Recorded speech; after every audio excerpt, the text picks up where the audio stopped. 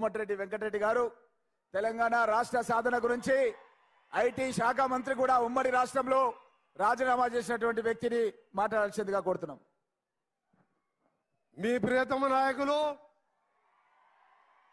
మన ప్రియతమ ముఖ్యమంత్రి గౌరవనీయులు ఎల్బున రేవంత్ రెడ్డి గారికి ముందుగా మీ కొడంగల్ ప్రజలందరికీ ధన్యవాదాలు తెలియజేసుకుంటూ వారు రాష్ట్ర వ్యాప్తంగా తిరుగుతూ మీరందరూ రేవంత్ రెడ్డి గారు గెలుపు కోసం కృషి చేసిన మీ అందరు కూడా చేతులెత్తి నమస్కరిస్తూ ఈరోజు మన ముఖ్యమంత్రి గౌరవ ముఖ్యమంత్రి గారు ముఖ్యమంత్రి అయిన మొదటి రోజు నుంచి రెండవ రోజే మూడవ రోజే మన చెప్పిన కార్యక్రమాలతో చెప్పిన ప్రణాళిక మహాలక్ష్మి కార్యక్రమంగాను దాదాపు నేటికి సమ్మక్క సారక్క జాతర ఇయ్యాలని మొదలవుతుంది. 20 కోట్ల మంది మహిళలు ఉచితంగా బస్సులలో ప్రయాణం చేసే విధంగా చెప్పిన మాట కట్టుబడి ఈరు ముఖ్యమంత్రిగా వారితో పాటు మంత్రులుగా మేము వేదికపైన మా ఎమ్మెల్యేలు అందరూ వారి నాయకత్వంలో ముఖ్యమంత్రి గారి నాయకత్వంలో టీమ్గా పనిచేస్తూ చెప్పిన ప్రతి కార్యక్రమాన్ని రాహుల్ గాంధీ గారు సోనియా గాంధీ గారు ఖర్గే గారు ఇచ్చిన మాటని నిజం చేస్తూ ముందుకు పోతామని ఈ సందర్భంగా మీ అందరికి తెలియజేసుకుంటూ మొట్టమొదటిసారి వచ్చిన సందర్భంగా వెనుకబడ్డ ప్రాంతమైన కొడంగల్లో ఇవాళ 4,400 కోట్ల రూపాయలతోని ఇవాళ అభివృద్ధి పనులు చేసుకుంటున్నాం. మీరందరూ కూడా ఒకసారి ఆలోచించాలి. వారు శాసనసభలో ఎమ్మెల్యేగా తెలంగాణ కోసం ఆ రోజు గవర్నర్ ప్రసంగంలో ఆ రోజు మేమందరం కలిసి ఏ విధంగా కొట్లాడినో చూసినాం. తెలంగాణ వచ్చిన తర్వాత ప్రతిపక్ష ఎమ్మెల్యే అయినంత మాత్రాన ఇవాళ కొడంగల్ 10 ఏళ్లలో ఎట్లుందో అదే విధంగా ఉన్నది. ఇవాళ తెలంగాణలో కాంగ్రెస్ పార్టీ ప్రజాప్రభుత్వం రావడం ఇవాళ మీ రూపురేఖలు మార్చే విధంగా కొడంగల్ మక్తల్ నారాయణపేట సంబంధించిన లిఫ్ట్ ఇరిగేషనే కాదు రోడ్స్ సంబంధించిన మా శాఖ నుంచి కూడా 400 కోట్ల పైన చోటుని ఇలా డబుల్ రోడ్ వేసే కార్యక్రమం కానీ ఇంకా మిగిలిపోయిన వైద్య కళాశాల కానీ ఇవన్నీ చేసుకుంటున్నాం.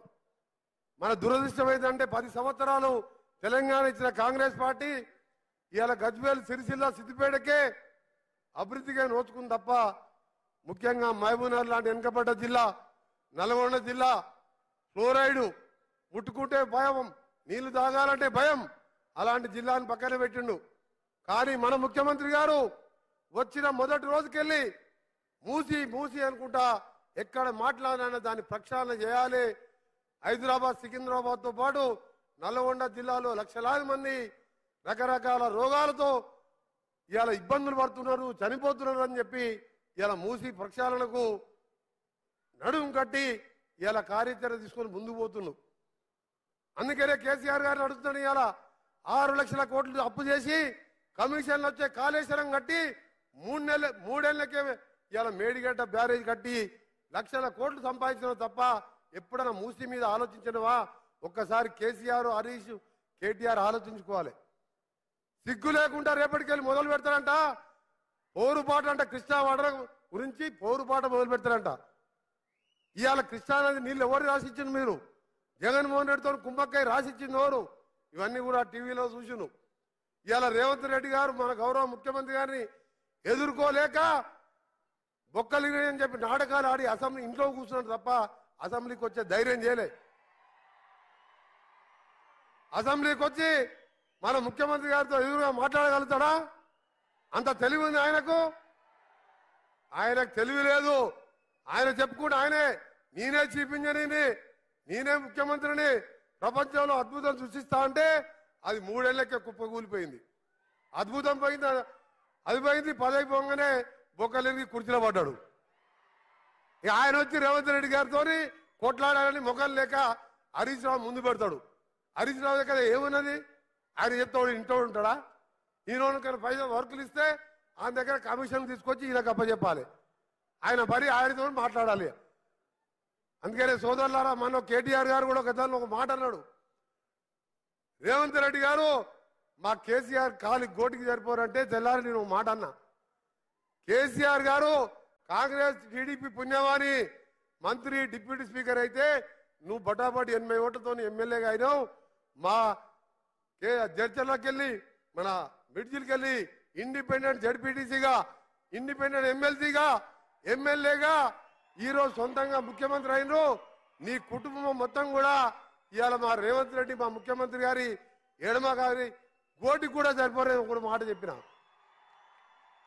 అందుకని సోదరులారా మీ అందరికీ కూడా ఒకటే చెప్తున్నాం, తప్పకుండా ఈరోజు మేము ముఖ్యమంత్రి గారి నాయకంలో టీమ్గా పనిచేస్తూ 12-13 స్థానాలు గెలిపించి సోనియా గాంధీకి కానుకగా ఇచ్చడానికి మీరందరూ కూడా నడుము కట్టాలి.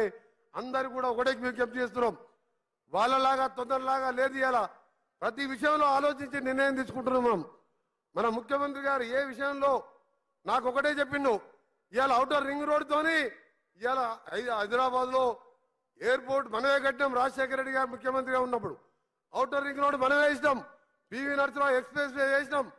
అందుకనే ఇవాళ పెద్ద పెద్ద కంపెనీలు వచ్చి లక్షల మంది ఉద్యోగాలు వచ్చిన ఐటీ ఉద్యోగులు అన్నారు. నువ్వు ఎట్లానే చేసి RRR రోడ్ గురించి మొత్తం పూర్తి చేస్తే అదొక హైదరాబాద్ గేమ్ చేంజర్ అయితే ఇవాళ సూపర్ గేమ్ చేంజర్ గా 70% తెలంగాణ ఆ రోడ్డుతో మన తెలంగాణ ముఖ చిత్రం మారిపోద్దని చెప్పిండు.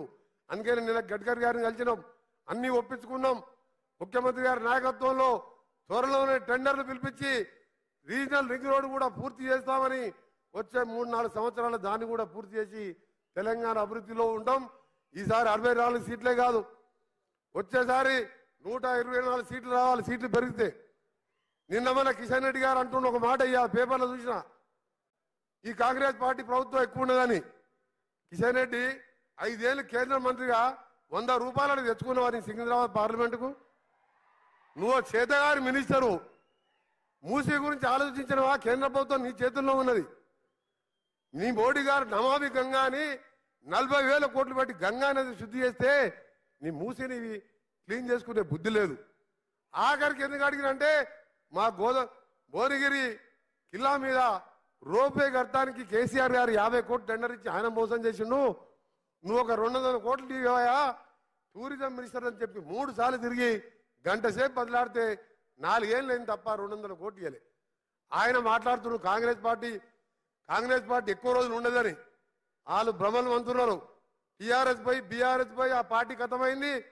బీజేపీ అనేది ఉండనే ఉండదు, ఉండేది ఒకే ఒక పార్టీ కాంగ్రెస్ పార్టీ. అది 10 సంవత్సరాలు, ఇది 20 సంవత్సరాలు కాంగ్రెస్ పార్టీ తెలంగాణ ఇచ్చిన పార్టీ అధికారంలో ఉంటాం. మీ అందరికీ ఒకటే కోరుతున్నాం, వాళ్ళలా తొందర లేకుండా ప్రతి ఒక్క పేదవారికి చదువు ఉండాలని ఇవాళ బడ్జెట్లో ఇవాళ మీరు చూసి ఎక్కడ లేని విధంగా 10% ఇవాళ బడ్జెట్లో విద్యాశాఖ కేటాయించి పేదవారికి చదువు అందించాలని ఇవాళ టీచర్ రిక్రూట్మెంట్ కానీ ఇలాంటి కార్యక్రమాలు తీసుకొని పోతున్నాం. అందుకనే నాకంటే ఎక్కువ మీరందరూ ఎదురు చూస్తున్న మీ ప్రియతమ నాయకుడు, మన ప్రియతమ నాయకుడు రేవంత్ రెడ్డి గారు మాట్లాడతారు. మేము ఒక్కటే చెప్తున్నాం, మీ పార్లమెంట్ పరిధిలో మన కొడంగల్లో మీ ఒక్క ముఖ్యమంత్రి మొదటి రాకతోనే 5,000 కోట్లు తెచ్చుకున్నాం.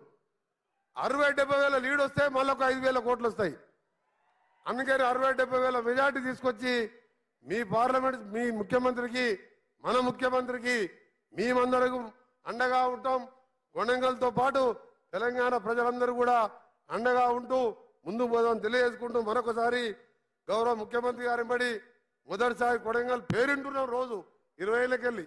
ఎందుకంటే రేవంత్ రెడ్డి గారి పేరు ఎప్పుడు ఇట్టాం కాబట్టి అని అలా మాకు మా రోడ్ల శాఖకి వెళ్ళి నిధులు ఇవ్వడం, వారు నన్ను ఆహ్వానించడం నా అదృష్టంగా భావిస్తూ అందరికీ నమస్కారం. Thank you very much.